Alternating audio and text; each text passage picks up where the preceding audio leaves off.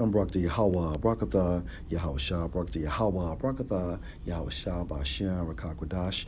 Double honor to the apostles, the elders. Salutations to you, sincere brothers, teaching in truth and in sincerity. This lesson will be entitled The Clock.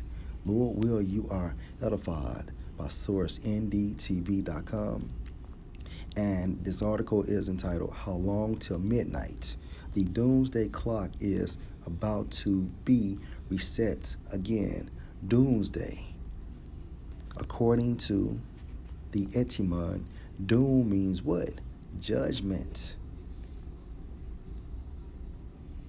And as a verb, to judge, pass judgments on.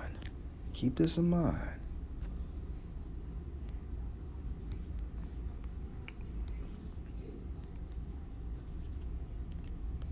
While nuclear annihilation remains the most probable and acute existential threat to humanity, it is not only one of the potential catastrophes the doomsday clock measures as the 75th anniversary of the clock approaches.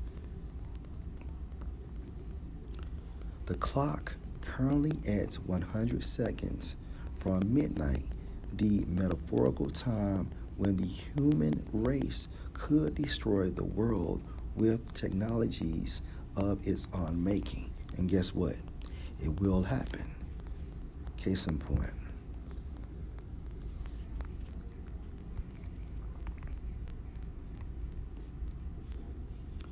Isaiah 55 and verse 11. So shall my word be that go forth out of my mouth. It shall not return unto me void, but it shall accomplish that which I please, and it shall prosper in the thing whereto I sent it. And that thing is what? World War III, which will be exercised by nuclear activity as well. This is a segment within the judgment that will happen during the day of Yahweh Ba'ashem, Yahweh Shah. Doomsday means what? Judgment, to pass judgment on. And that is what the day of the Lord entails. Salvation and judgment. Salvation for the elect of Israel and judgment for 2/3 of Israel and the non-elect around the four corners of the world, as well as these other nations, beginning with Esau, Edom.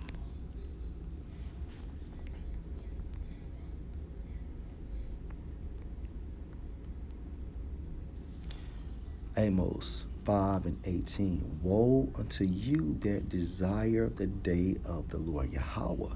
To what end is it for you? Meaning, will you be saved or will you be judged? The day of the Lord Yahweh is darkness and not light. And this is also symbolic for what? The day of the Lord been also classified as doomsday. Okay?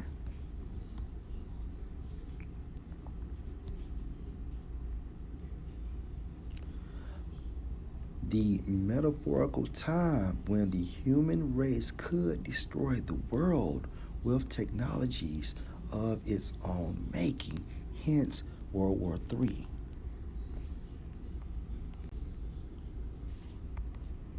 Revelation 9 and 12.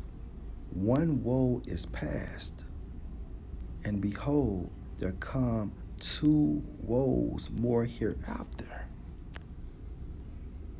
Now, the one woe is past, that is referring to World War I. And behold, there come two woes more hereafter, meaning World War II and World War III. So let's jump to Revelation 11. I want to say it's 13. It's like 14. Revelation 11 and 14. The second woe is past, World War II. And behold, the third woe come quickly, referring to World War III. And again, nuclear activity will be activated.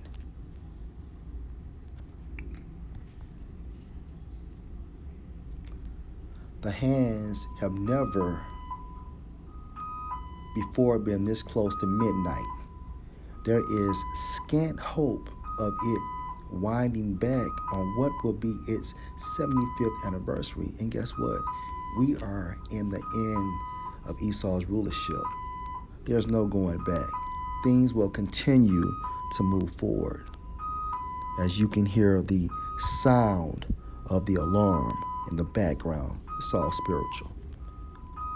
The clock was originally devised as a way to draw attention to nuclear conflagration, but the scientists who founded the bulletin in 1945 were less focused on the initial use of the bomb than on the irrationality of stockpiling weapons for the sake of nuclear hegemony. Salaki. Let me Hegemony. Salakia. Hegemony. Stockpiling weapons for the sake of nuclear hegemony. They realized more bombs did not increase the chances of winning a war or make anyone safe when just one bomb would be enough to destroy New York. Let's jump to Isaiah 9:6. Salakia, verse 5. For every battle of the warrior is with confused noise, referring to these ancient battles. And you've seen this displayed in movies such as Braveheart, 300, The Last Samurai, okay? Spartacus, the Vikings, and garments rolled in blood. But this shall be with burning and fuel of fire, referring to World War III.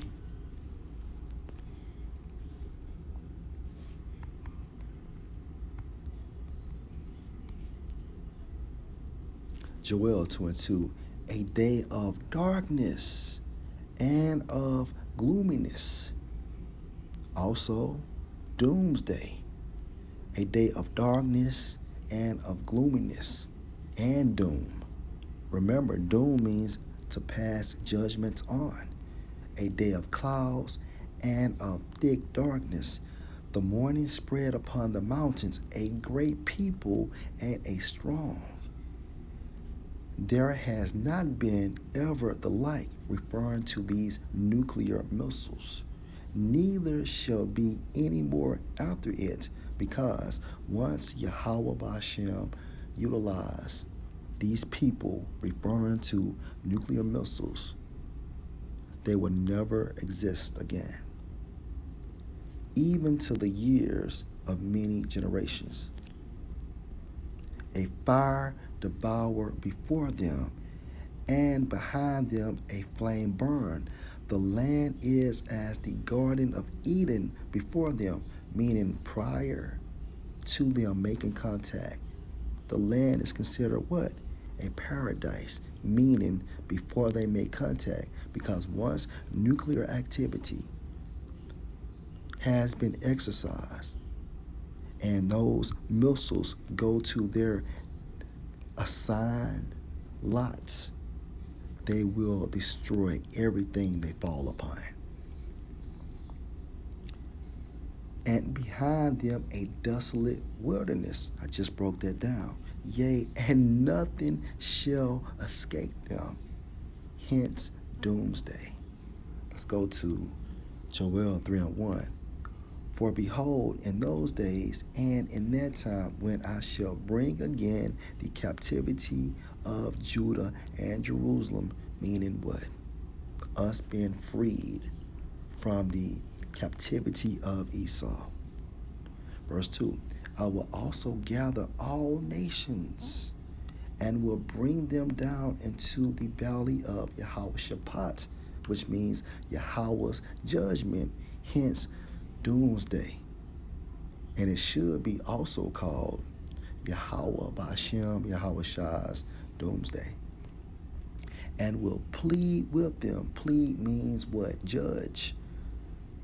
Plead with them there for my people and for my heritage Israel, whom they have scattered among the nations and parted my land. World War III. Let's jump down to verse 12.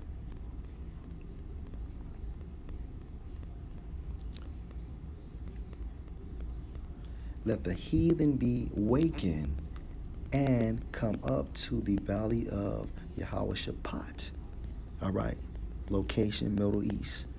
For there will I sit to judge all the heathen round about, hence doomsday. Put ye in the sickle, for the harvest is ripe. Come, get you down, for the press is full. The fats overflow, for the wickedness is great. Multitudes, multitudes in the valley of decision, for the day of the Lord Yahweh is near in the valley of decision. And there you have it. There you have it.